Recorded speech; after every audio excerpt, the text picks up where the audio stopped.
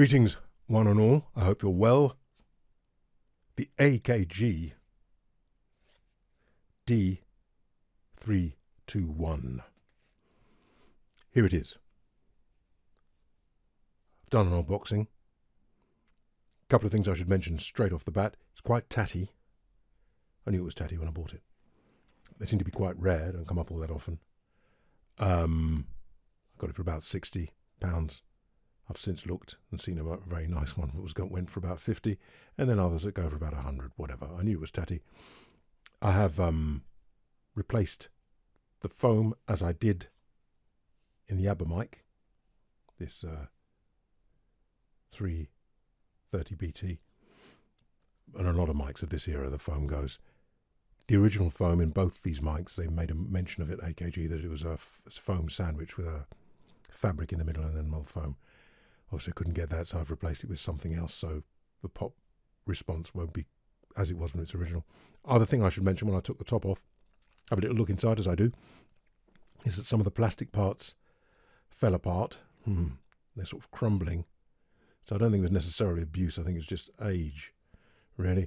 And I've put it all back together and tried to glue it best I could. So I'm going to leave it alone now. So handling noise, because there's some other diaphragm in there which cancels out for handling noise. So handling noise might not be what it ought to be as it new. Sounds to me like it's working in terms of a microphone as it ought. So I think you can rely on that. How did I come by it? Well, I was quite excited to get this one, the ABBA one, which is in the rock bottom over the road, the music shop. And I like it. The students like it a lot as well. I picked up a Mark II version, which incidentally had plastic parts in it. This one got metal inside. The newer version, which is the same colour as this, found this was a bit bright on stage, I think. But obviously a slightly different era of manufacture, a later model, and they used plastic. The metal seems to be better. It makes it a little bit heavier, but anyway.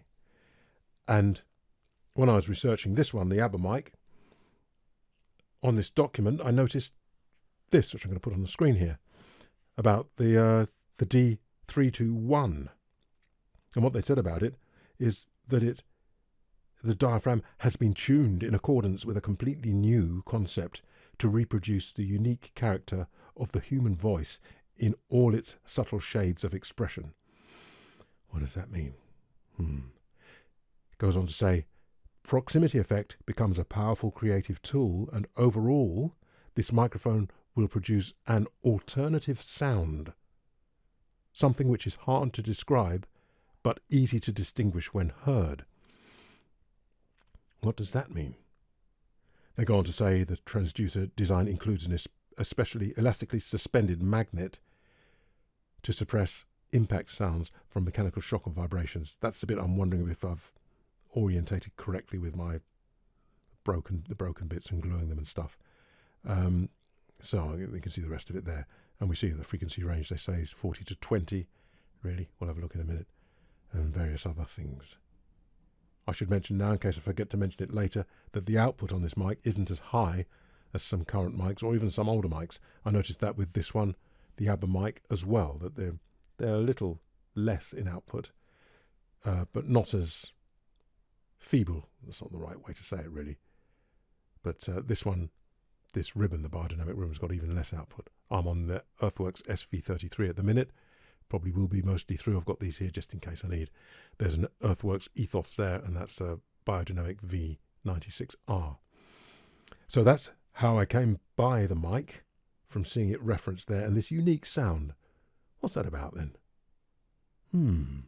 So we'll see. Fit, finish, feel, and accessories. Yeah, I prefer this. It's prettier, but I prefer the feel of it as well. They've obviously done something with this. But quality-wise, it's fine. Apart from that plastic thing in there, of course it is quite old.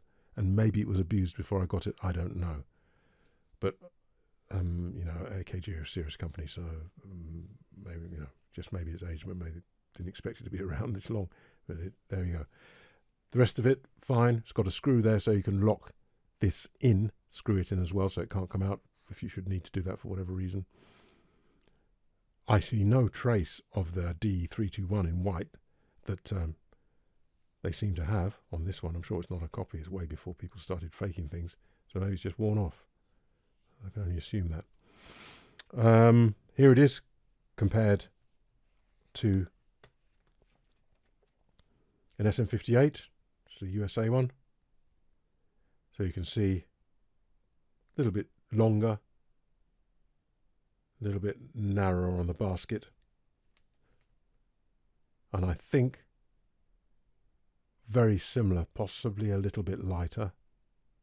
Difficult to say. So there you go, difficult to say. We'll have a look at the frequency chart. Oh, when it says fit, finish, accessories, it does come with this booklet, which I think I've mentioned on a video I did about people being interested in stuff, because Donald Trump made a comment, oh, nobody's interested anymore. And I thought whoever did this was very interested. So very detailed, lots of advice for various instruments, including the voice, about positioning, about keeping it to the side for pops, which I mentioned as well. So I mentioned it before me, because it's going back away. So there you go. That's quite nice to hear that they think the same way. So yeah, serious stuff. I've been through this booklet on that other video where it mentions Donald Trump, if you want to search for it. So obviously they're very serious about it. And this is where the frequency chart is. So let's have a look at that. So it seems to me reasonably flat from, say, 200, a little dip just up from there, reasonably flat through the middle, and then starts to rise at around 3. So just above 2, really. 2.5, I'd say. So, and then it reaches its peak at around 5 and then back down again. And they say 20 kilohertz, but not really. But anyway, enough. So expecting that a bit of a peak up there, like most microphones, it seems. Then reasonably flat through the middle, and then you've got some options with how close for proximity effect, which they do mention in that booklet thing, in that advert PDF I've got there. And we can see that they say 40. Well, all depends on how close it is, really. But we'll see. We'll listen to it. Looks like it, if you keep it very close, it's very strong right up to, yeah, to 40. So let move on to the AKG D321. This is the AKG D321. What do I notice immediately? AKG D321. And notice that. I noticed that it's obviously not as open as the SV33, but that's we may as well mention it. You can hear it. I mean, you wouldn't expect it to be, would you? But you can hear that, I guess. A little bit of that handling noise thing I've got there. Interesting with the handling noise, which I'll mention when I get to it, that it's there, but it's very effective in other areas. And again, don't know if what I've done inside has compromised that somewhat, who knows. So I noticed that. I noticed that it's, yeah, that bit up there. This is the AKG, going back to the 33. This is not the AKG. This is not the AKG. This is not the AKG. This is not the AKG. This is the AKG. This is the AKG. G. I notice it seems to be quite open there. I notice that it seems to be quite open there. I notice that it seems to be quite open there.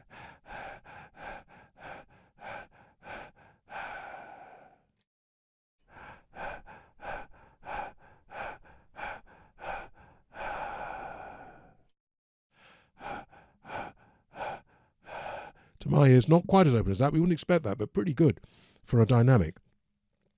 Let me try the low end. So here we bring it closer, bring it closer, bring it closer, so I can hear that proximity there. Is that a little bit boomy, maybe? A little bit boomy, a little bit dynamic, a little bit dynamic, a little bit dynamic mic, a little bit dynamic mic. This is not a dynamic mic. This is not a dynamic mic. So I don't think it's so boomy, the SV33, but, you know, really, just so you can hear what's possible, if you like, but I'm not going to be at all likely on a similarly priced dynamic. Going back on this one then, going back on this one, going up to the top frequencies here. This is a treble. This is a treble, so I'm boosting the treble on this, boosting the treble, and that's what we hear. So it actually takes it quite well. It's quite sweet. There's the treble being boosted at 12K. That's a treble being boosted at 12K. This is the middle being boosted at 600. This is the middle being boosted at 600. Let's see if we can find that that area that I could hear, that I thought I could hear. That's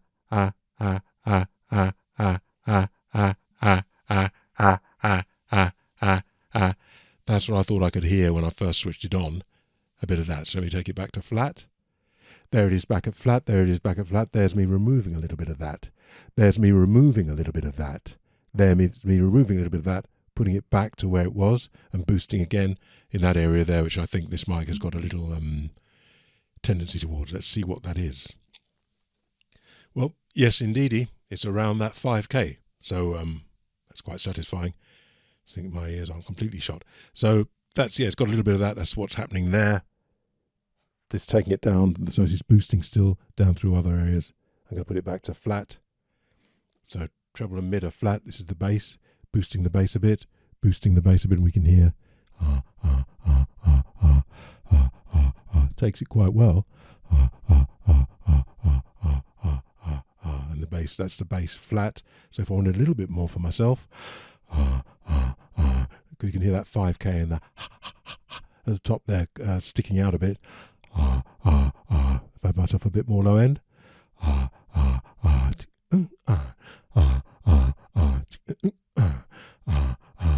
Seems to take it quite well. If you want that, you've got to be a bit careful then if you do that. So you could just do it, I guess, with the mic, but then it's got to be very close. So that, to me, is what that sounds like. In terms of definition, seems pretty good to me. Seems to be a pretty well sorted mic from what I can tell. I'm not quite sure what they mean about this unique sound. Maybe it's that's that 5K thing going on there, I don't know. But other mics have that. Let's compare it to an SM58.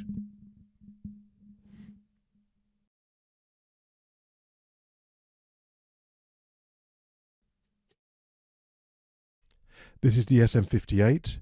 This is the SM58. This is the vintage USA SM58. This is not the vintage USA 58. This is not the vintage USA 58. This is the USA 58. So, to my ears, just checking everything's flat, it is. To my ears, the 58 is a bit soggy compared now. Yeah. This is the 58. This is the 58. This is not the 58. This is not the 58. It's just more open, isn't it? Just so proximity effect near and far. Here's what it's like from quite some distance off. Here's what it's like some quite coming closer, coming closer, coming closer, coming closer, coming closer. You can hear there it's coming closer, coming closer, coming closer. Sounds pretty consistent to me so far. Coming closer, coming closer, coming closer, coming closer. Quite slow to respond, but it's a dynamic, of course. But yeah, it's quite close now. Coming closer, coming closer. There we can hear it kick in a bit. Coming closer, coming closer. Now makes quite a bit of difference. Coming closer, coming closer, coming closer. So there it gets a little bit blustery.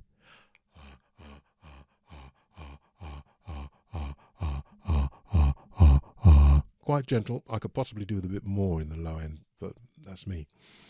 I've forgotten what it is. Well, we should probably find out. Here it is right on the front, coming round to the side, coming round to the side, coming round to the side, coming round to the side. Not much happening yet, really. Coming round to the side, starting now, quite severe. Coming round to the side, coming round to the side, coming out to the side. That's very good. Coming round to the side there, coming round to the side, coming round to the side, coming round to the back, coming round to the back, with a little bit of leakage there, but not very much. So this is from the back, round to the side. You can hear the room. Round to the side, round to the side, round to the side, round to the side. Very tight there. Round to the side, coming onto the front, and reasonably smooth as well. So you don't have to be too concerned about moving around a bit. Let me just check the back there. So I'm suspecting from that and how tight it is inside that it might be hypercardioid. That's my suspicion from that. What about the pops? Again, bearing in mind it's not the original foam, so Peter Piper picked a peck of pickled peppers. Peter Piper picked a peck of pickled peppers. Peter Piper picked a peck of pickled peppers. Peter Piper picked a peck of pickled peppers. Peter Piper picked a peck of pickled peppers. It's not too bad. You have to watch out a bit. Peter Piper, of course, again from the side. Peter Piper picked a peck of pickled peppers. Better off with it side to side, as they say in their manual, and as I've been saying for many years from sheer experience. So that's not bad. Handling noise then.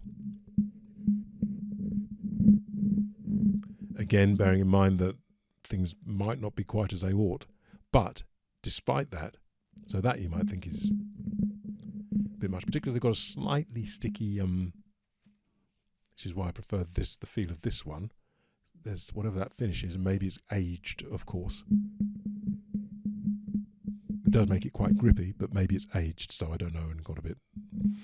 But if you don't do that, here's the thing that's quite impressive.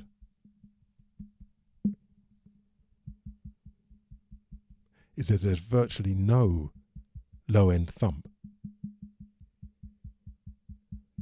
which I assume is that other diaphragm which opposes and cancels out. Whether this is worse than it would be new, it's impossible to say, but certainly the low end is very good. So if you weren't fiddling with this and this was just on a stage, on a stand, and there was quite a lot of stuff going on there, I imagine this would be exceptional in rejecting that part of it. How am I invited to sing? Is there anything in particular? Is there anything in particular? Is there anything in particular? Is there anything in particular that? Is there anything in particular that? Anything in particular that makes me feel like a?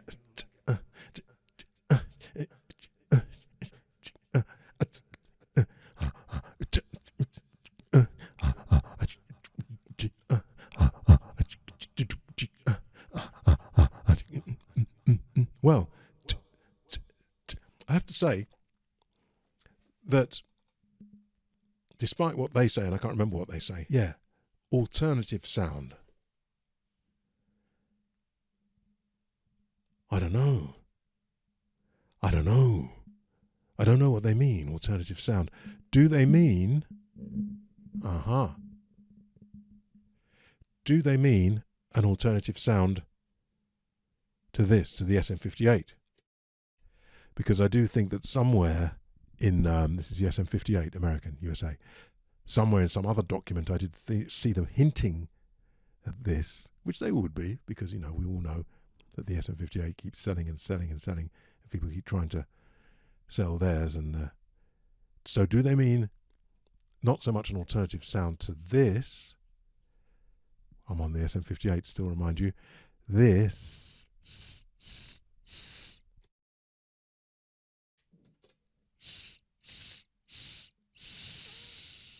is the AKG.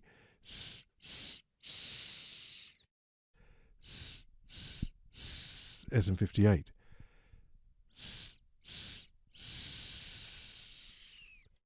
AKG.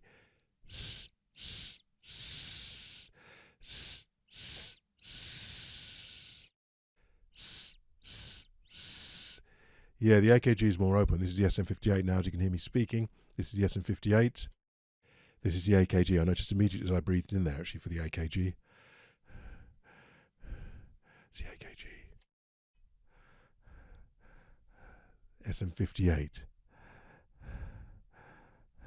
SM58. Notice the in-breath. SM58, AKG coming up. Just like it feels like I can breathe. So, maybe that's what they mean by the alternative sound. So, what I'm thinking is that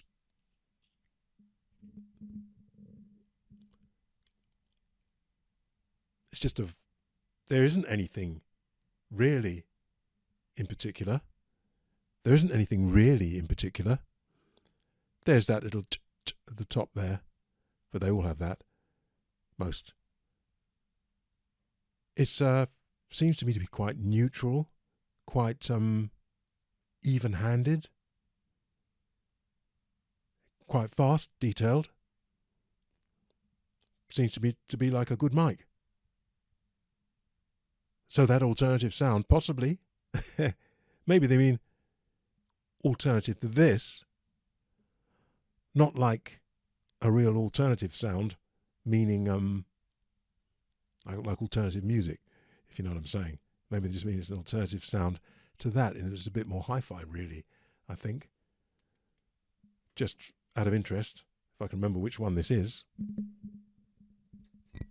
It's that one. This is the, I've had to turn the gain up pretty high on this, on the, so I get a bit of hiss, because I need to get one of those cloud lifter things or whatever. So this is the Beyerdynamic V90r, the Beyerdynamic V90r, which some people in the past said it was a bit of a character mic. Bit of a character, it's quite sweet. I did find it had too much at the top there, maybe, not too much, but more than I would want. After a while I get a bit tired of it. We can always take it down a bit. So there's that. And now I'm back on this. Now I'm back on this. Now I'm back on the AKG. Now I'm back on the AKG. This is the AKG. This is the AKG. This is the Beyer ribbon. This is the Beyer ribbon. It's got a bit more of that, hasn't it? The Beyer ribbon. This is the Beyer ribbon. This is the Beyer ribbon. This is the Beyer ribbon. This is the AKG. This is the AKG. This is the Beyer ribbon. So I think that'll do. So I just hand it to the man and see what he thinks.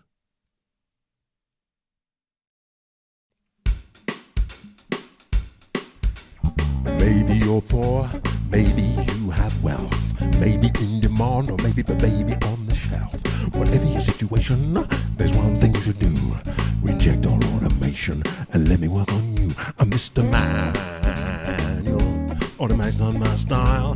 Oh, I like to manually manipulate you. It's guaranteed to make you smile. They call me Mr. Manual, automatic's on my style. They call me Mr. Manual, automatic's on my style.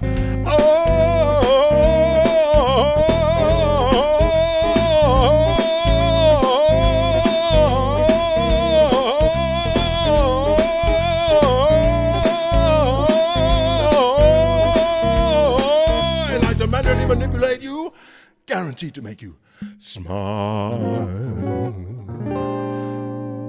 Yes.